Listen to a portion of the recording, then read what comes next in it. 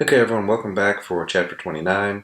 We're finishing up the introduction into microbiology. If memory serves, the remaining 3 chapters for this last exam are going to be: the first eukaryotic cells arose from the prokaryotic cell about 1.7 billion years ago, and the domain eukarya is divided into 4 kingdoms. You got Protista, fungi, plantae, and animalia. Protists are generally microscopic and unicellular and set apart from other eukaryotes because, again, protist is like the big grab bag thing. We don't know what to do with it, just stick it over there. You'll notice, like, for every statement on here, it's generally or usually or mostly, because there's exceptions to all of it, and depending on who you ask and how they divide it up, there's Protistas should be divided into like 2 to 7 more categories in order to actually make it, useful. But anyway, basically it's you identify them because it's not a plant, animal, or fungus, and you just, it's a protist. So Protista is the simplest eukaryotes. Generally microscopic and unicellular, but they can be, colonial or multicellular. Structurally diverse, they have organelles not found in other eukaryotes. Most carry out asexual reproduction. Under favorable conditions, sexual reproduction is an option, and they can form spores and cysts during unfavorable environmental conditions. The parasitic protists have complicated life cycles that require multiple hosts. For instance, malaria requires, a mammal and a mosquito. Variable modes of locomotion. Some are non-motile, some use cilia, flagella, or pseudopods. Protozoan is used to describe heterotrophic, motile, unicellular protists. But again, this is usually motile. There's exceptions to all of these. Zooplankton are microscopic suspended animals that feed on other organisms. So, but this is the things that eat plankton is zooplankton. Because they're so diverse, they're typically categorized based on where they get their energy and where they get their nutrients. Algae are photosynthetic. Protozoan are heterotrophic by ingestion. Water molds and slime molds are heterotrophic by absorption. Newer genetic sequences has resulted in controversy. So one of the groups is saying this should be divided into 6 supergroups. So it's a way to divide up the domain, essentially. And they're supposed to represent separate, like, evolutionary lineages. And that would go a long way towards helping sort out the mess that is the Protista. But, whether that comes to pass or not, we'll probably see it in the literature in, the next 10 years or something. Photosynthetic protists. So you have phytoplankton in aqueous environments, green algae. They have cell walls that contain cellulose, chlorophyll A and B, store food as starch. Photosynthetic protists, we have diatoms. Diatoms are cool because they make these nice little silica shells that are quite elaborate. Diatomaceous earth is, basically the fossilized remains of diatoms, but you can use diatomaceous earth for filtering or abrasive agents. Dinoflagellates produces the red tide, which is, they have a potent toxin that accumulates in shellfish, but they're photosynthetic. Some of them are, red algae. They have different pigments, so red and blue pigments as well as chlorophyll, but that's just because that's the optimal pigments for absorbing light as it's filtered through water. Brown algae have accessory pigments from beige to black. Flagellates, as the name implies, they're protists that have, flagella. Most are symbiotic, many are parasitic. Unguloids, freshwater unicellular organisms. Some have chloroplasts, some do not. Have 2 flagella and a photoreceptor called an eye spot to help them detect light, which is, kind of useful. If you're photosynthetic and you can move around, then you can, move to follow the light if you've got an eye spot. So, kind of useful. Trypanosoma brucei causes African sleeping sickness transmitted by the tsetse fly. Basically what this thing does is it attacks your blood and causes inflammation that decreases oxygen flow to the brain. And so because you're not getting sufficient, oxygen to the brain, you're never really recovering. And what ends up happening with these individuals is they basically sleep themselves to death.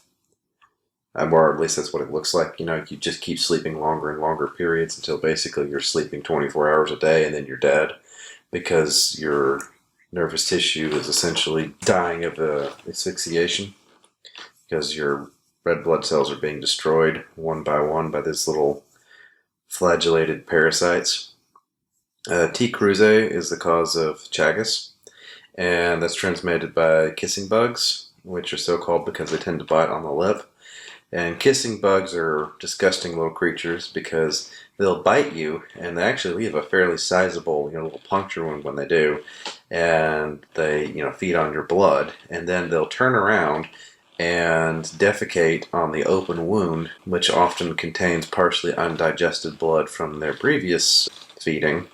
So it's a pretty good way for a parasite to get introduced into your system. Okay, so we have ciliates, and again, what it says on the tin, they have cilia, so we call them ciliates. Largest group of protozoans. They move around with cilia so they can hunt, but some are anchored in place. Again, exceptions to all the things with these guys. They reproduce via conjugation, which is a form of asexual. They just kind of bud and divide in half. Protists, so you have your amoeboids. They move using a pseudopod.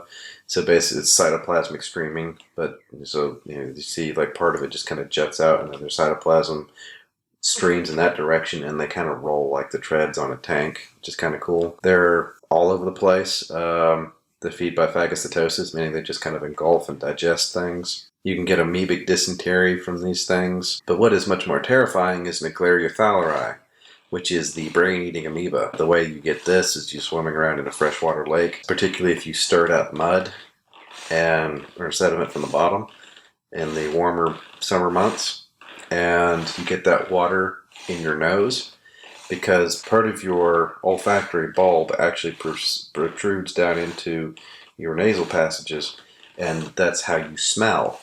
And so these things love eating lipids. They absolutely love it. Well, your brain is mostly composed of lipids and it's kind of a fatty organ. And so they'll attach to those protrusions from your olfactory bulb and follow that and literally eat their way up into your brain and get amoebic meningitis from it. The only way to diagnose this while the patient is still alive is to do a wet prep of the cerebral spinal fluid and look for any of the organisms swimming around. Most cases, like 70-something%, are diagnosed post-mortem when they do an autopsy, and part of your brain is goo. So, yeah.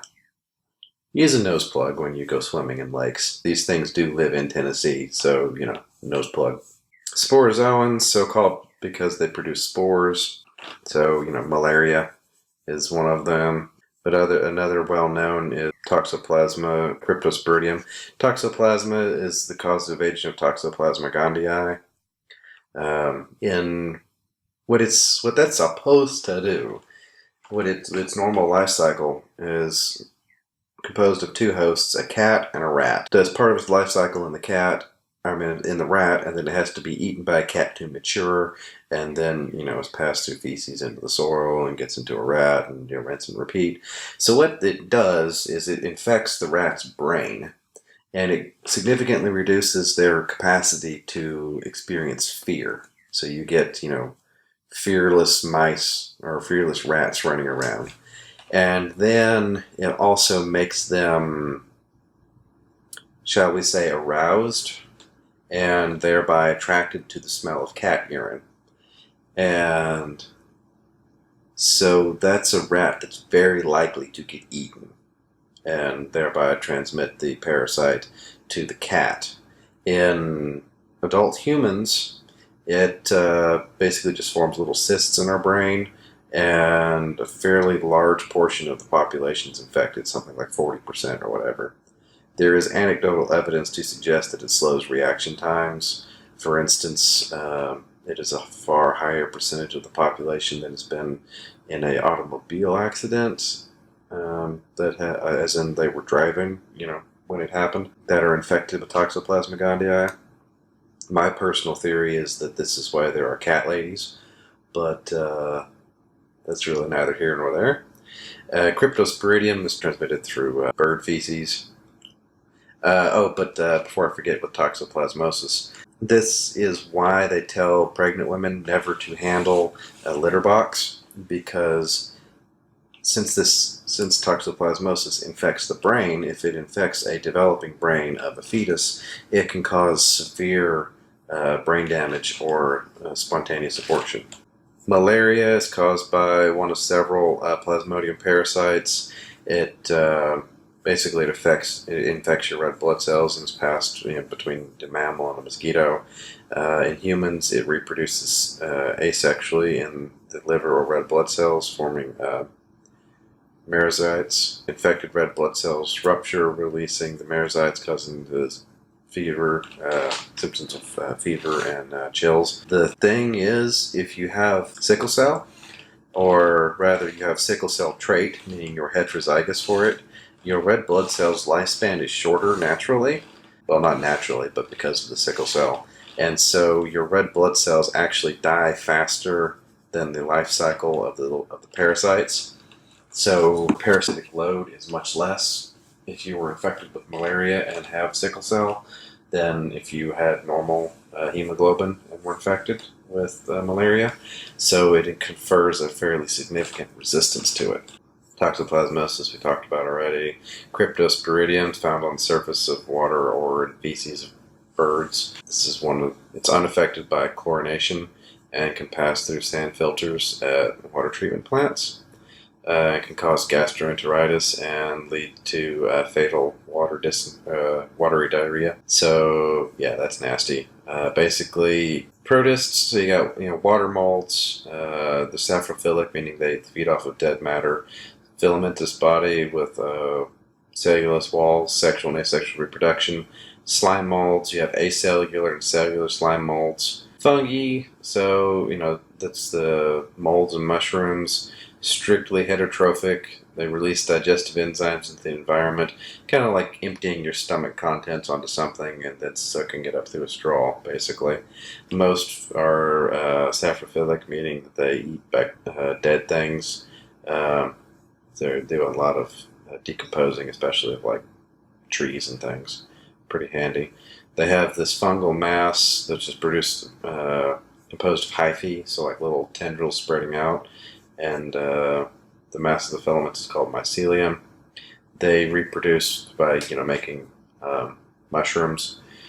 Stick those up above the ground. So that's just a very tiny part of the overall fungus. Most fungus are adapted to dry land by producing wind-blown spores. Sexual reproduction occurs with a conjugation of different mating types.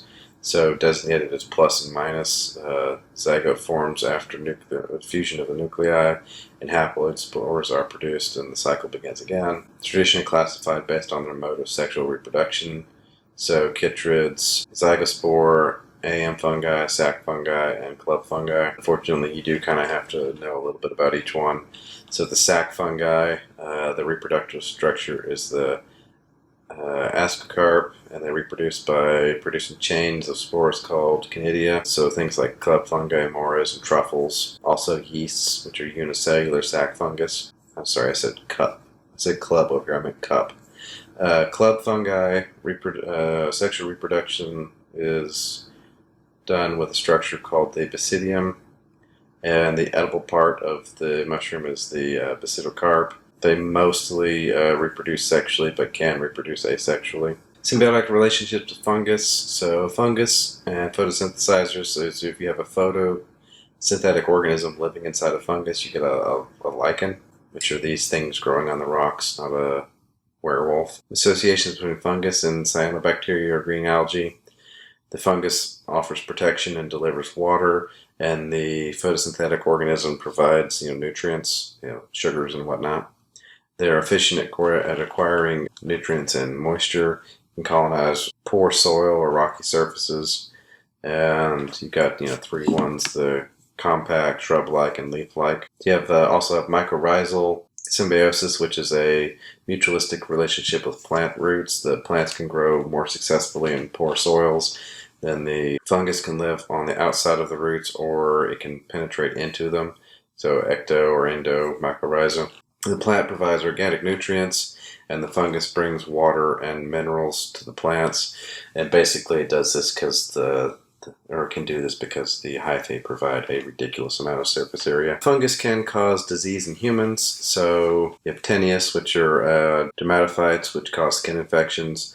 Things like athlete's foot and ringworm. Candidus, which is caused by Canidia albicans, cause infections of the vagina or mouth. This usually occurs when normal flora is disturbed by antibiotics or immunocompromised individuals. For females, the acidity of the female reproductive tract is actually maintained by a bacteria, and if you take antibiotics, that bacteria is killed off. It's lactobacillus, if memory serves, is necessary for maintaining proper hygiene. And so antibiotics can disrupt that, and you get an overgrowth of Canidia albicans. This is also typically like when a newborn gets a yeast infection or something, it's usually this. Histoplasma capsulum, soil fungus, often linked to bird droppings. You can get histoplasmosis from it. It looks a lot like tuberculosis, but you don't get like the calcification. It's quite the same. Cryptococcus neoformis, found in soils infected with pigeon or chicken droppings. Canidius intimus, found in desert areas, causes valley fever. Black molds causes sick building syndrome. Antifungal drugs. It's really hard to make an antifungal drug because fungus are more closely related to animals than much anything else. So since they're also eukaryotic cells and pretty closely related to animal cells, it's hard to find a biochemical pathway that you can exploit. But we have some that are somewhat effective, and topical medications will work for local skin infections, but they won't work for systemic infections. And there tends to be quite a few side effects for antifungal drugs because, again, you're probably going to affect something in our eukaryotic cells as well. But that is everything for Chapter 29. Questions, comments, concerns, let me know as soon as possible. Our 5th exam is coming up soon, so stay on top of that, and I'll see you next time.